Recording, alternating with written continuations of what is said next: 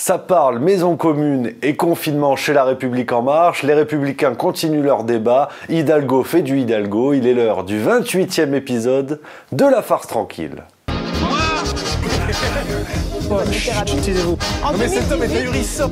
Porte-parole du gouvernement. Ce que vous venez de faire, c'est super.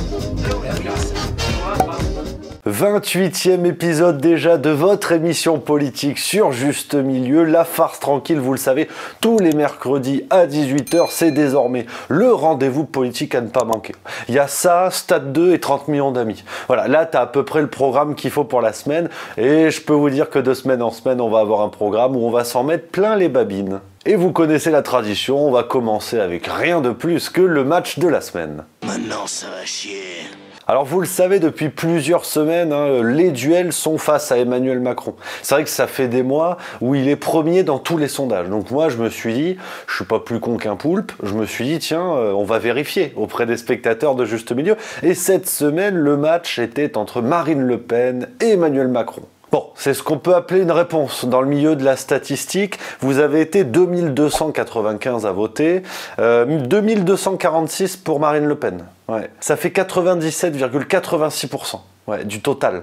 Ouais, c'est beaucoup. Si, c'est beaucoup. Je suis pas analyste mathématicien au départ, mais je peux vous dire que mon analyse, c'est que c'est beaucoup, parce que pour Emmanuel Macron, il y a 49 votes. Ouais. 2,14%. C'est léger, sincèrement c'est léger. On s'en fout de Macron. Donc sans coup fait rire, Marine Le Pen s'impose de la tête et des épaules, et cette semaine, nouveau match, et on continue face à Emmanuel Macron, et cette fois, Éric Zemmour. Alors vous le savez, match de non-candidats, c'est ce qui est intéressant, voilà, on fait comme les instituts de sondage, on propose de voter pour des gens qui ne sont pas candidats, peut-être la semaine prochaine ce sera Picsou ou Karim Benzema, on ne sait pas, mais voilà, les liens sont en description, vous le savez, à vos votes chers amis. Résultat la semaine prochaine de ce match entre Zemmour et Macron. Ah, petite parenthèse, parce que je suis extrêmement fier de ça, ça y est, ça fait maintenant 3 jours, à l'heure où j'enregistre la vidéo, que la revue Juste Mensuelle ici présente est sortie. Vous êtes déjà plusieurs centaines à être abonnés, c'est complètement zinzin, les retours sont vraiment bons, je vous remercie vivement pour le soutien à ce projet, si ça vous intéresse de découvrir. C'est 10 € 3 mois, c'est offre ferme, tu vois, après il n'y a pas de renouvellement, tout ça, je vous écrirai. Si ça vous intéresse, vous aurez la possibilité de vous abonner pour 1 an. Il y aura peut-être le format papier, s'il y a assez d'abonnés. Donc c'est grâce à vous, tu vois. Donc on y va à la bonne franquette, étape par étape, step by step, comme on dit, au Texas. Donc si ça vous intéresse, lien dans la description de la vidéo. Et puis voilà, Juste Mensuel grandit, c'est le début de l'aventure. Alors sans plus attendre, c'est parti pour le résumé de l'actualité politique des 7 derniers jours dans ce 28e épisode de La Farce Tranquille. Et on commence tout de suite avec La République. Et vous savez quoi? Elle est en marche. Alors ça, c'était dans le Figaro du 11 novembre. On apprenait que le projet de maison commune avance. Je vous en ai déjà parlé dans les semaines passées. Ce projet d'unification entre le MoDem et La République En Marche pour faire une maison commune. Ouais.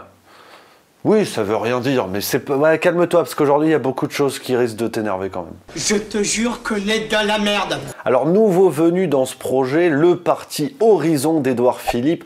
Ça aura duré 2 mois le suspense, même pas. Au début, on t'a dit, oui, peut-être qu'Édouard Philippe, il va concurrencer La République En Marche. Non.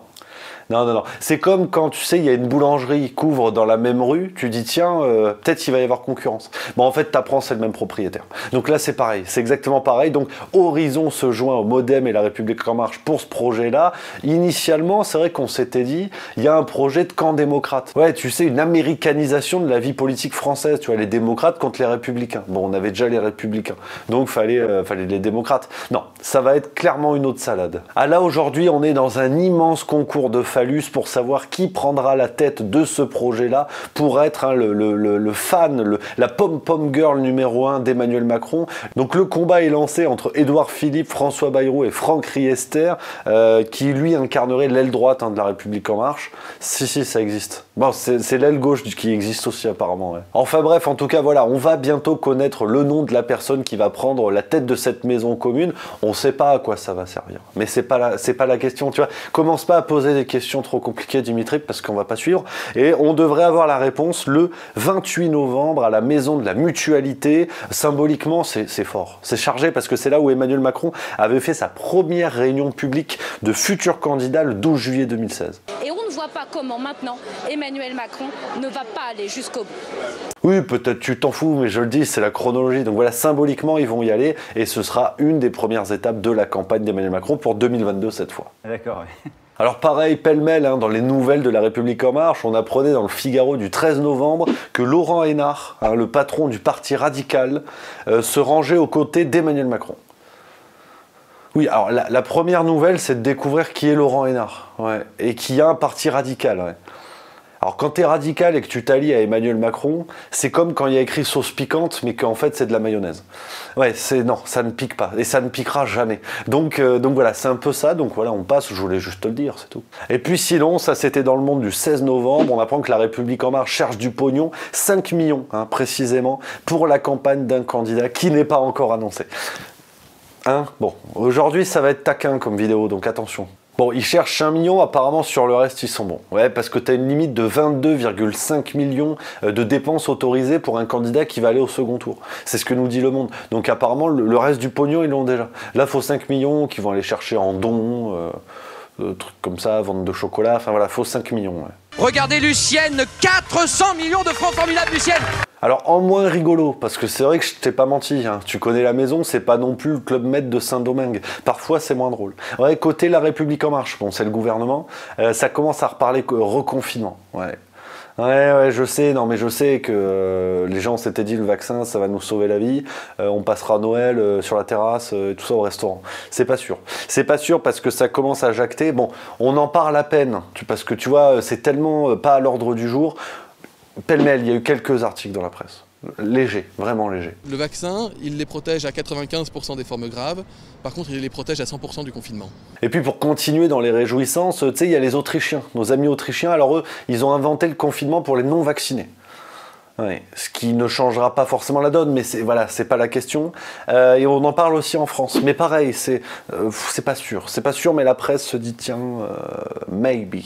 Bon, tu vas me dire, l'Autriche, c'est quand même le pays des bonnes idées à peu près, parce que les mecs aussi t'ont proposé 30 minutes avec une prostituée si tu te fais vacciner. Ouais, sinon c'est sérieux. Ouais, il y a les liens, les sources en description, tu le sais. Ouais, là, bon, il n'y a pas de vanne à faire.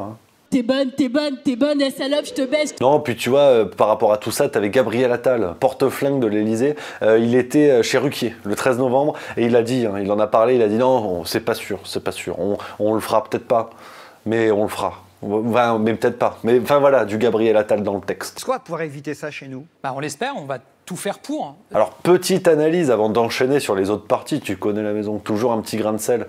Et si cette technique, tu vois, de parler médiatiquement, de confinement et tout ça, et si ça n'était pas une stratégie de diversion de La République En Marche, parce que pendant que les Français sont obnubilés sur la sauce à laquelle ils vont être mangés, confinement, pas confinement, ils regardent pas les autres candidats. Et puis ils en ont plus rien à cirer de la présidentielle, parce que ce qui est quand même plus intéressant, c'est de pouvoir aller au resto et que les gens puissent continuer à ouvrir leur commerce, tu vois. Donc c'est peut-être une stratégie de La République En Marche pour s'imposer actuellement dans le débat, focaliser l'attention et prendre autant de temps d'attention aux autres candidats. Ouais, bon, c'est mon analyse, ça vaut ce que ça vaut. On est au niveau de Picsou Mag, mais peut-être, on ne sait pas. Et puis on enchaîne avec les Républicains. Alors eux, bon, ils ont refait un débat sur BFM TV le 14 novembre.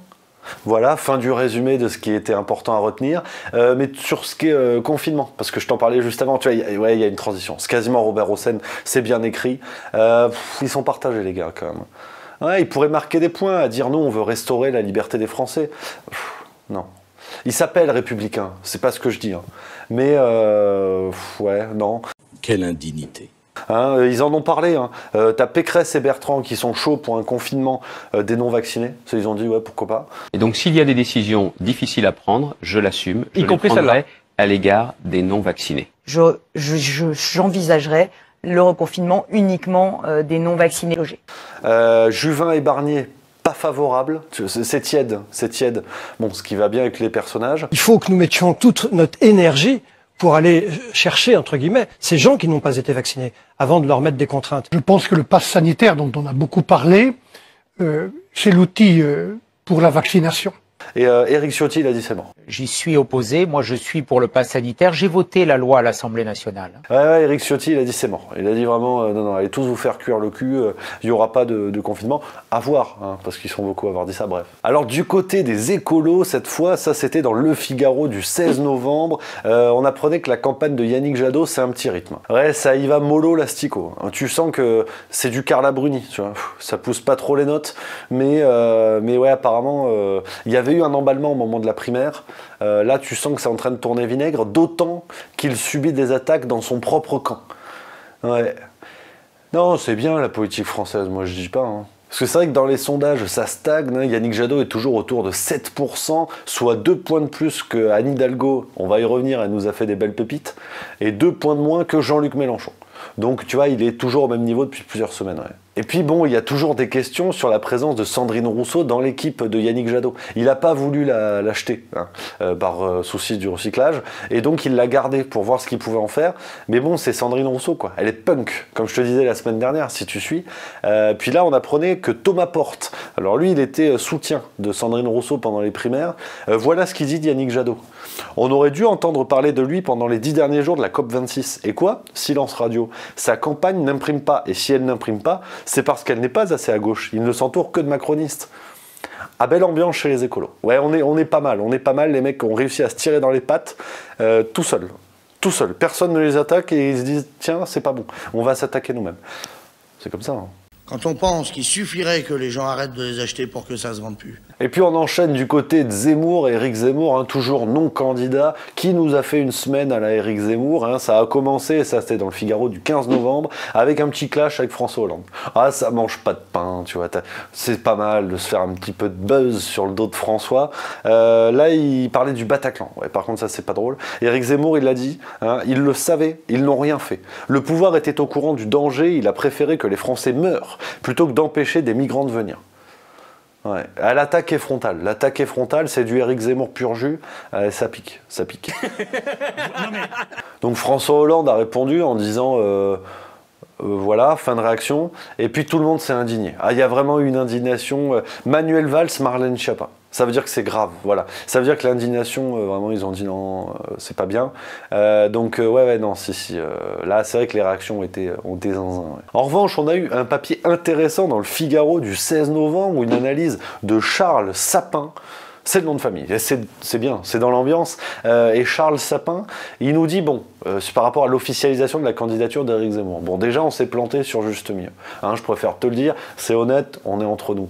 J'avais fait un article sur le site internet de Juste Mieux. N'hésitez pas à faire un tour, c'est pas mal. Moi, j'aime bien. Et j'avais dit que ça allait être potentiellement le 9 novembre, la candidature d'Éric Zemmour. Bon, il n'en fut rien. Il n'en fut rien. Et Charles Sapin nous dit, ça c'est intéressant, apparemment, ce serait vers la fin novembre, une déclaration potentiellement suivie d'un 20h sur TF1, puis un premier grand meeting au Zénith de Paris le 5 décembre. Ouais, parce que l'analyse nous explique qu'effectivement, il a plus trop intérêt à faire tarder, que là, c'est en train de stagner, et que bon, faut commencer à envoyer de la bûchette.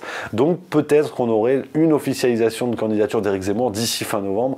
Bon, moi, je me mouille plus trop, hein, parce que bon, maintenant, j'en ai marre de dire des conneries. Non, et puis sinon, le 14 novembre, il était au salon Made in France. Puis il a fait une photo, il a mis un pull, voilà. Ouais, ça a fait parler, ouais, bon, ça lui va bien. Hein. Donc voilà les amis, hein, pour ce tour d'horizon de l'actualité politique de la semaine écoulée, on finit comme d'hab sur les pépites de la semaine.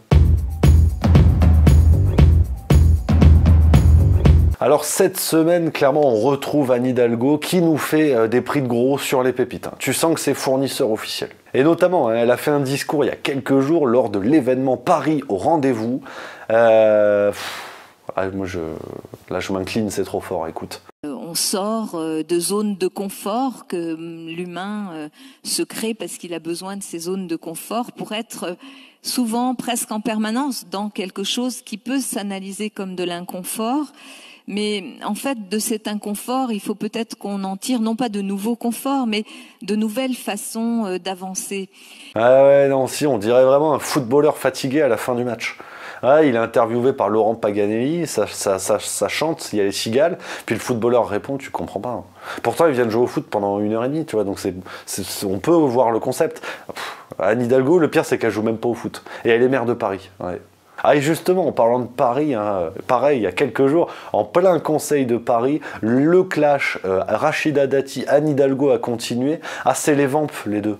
C'est vraiment les vampes, elles s'en mettent plein la gueule. Et écoute, Rachida Dati, ce qu'elle nous a fait en plein Conseil de Paris, que du plaisir. Et nous remboursons aussi notre dette climatique. Faut arrêter le crack. Et nous avons besoin de l'État dans les chantiers structurants qui se présentent à nous. Et au lieu de cela, l'État nous tourne le dos. Alors, face à ce désengagement, à son manque de soutien, quant à nos... Ah ouais, ça clash sévère. Hein. C'est vrai qu'elle n'est pas aidée, Anne Hidalgo. Dans son propre camp, t'as des gens qui commencent à douter de sa candidature.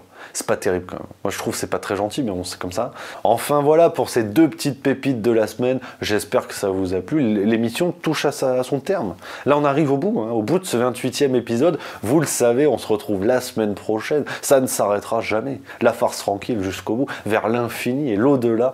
En attendant, ça, ce qui est possible de faire, tu peux regarder les autres vidéos qui ont un intérêt, qui sont de bonne facture, de manière globale. Ou alors, tu t'abonnes. Ça, c'est bien. Moi, je trouve que c'est engagé pour la planète.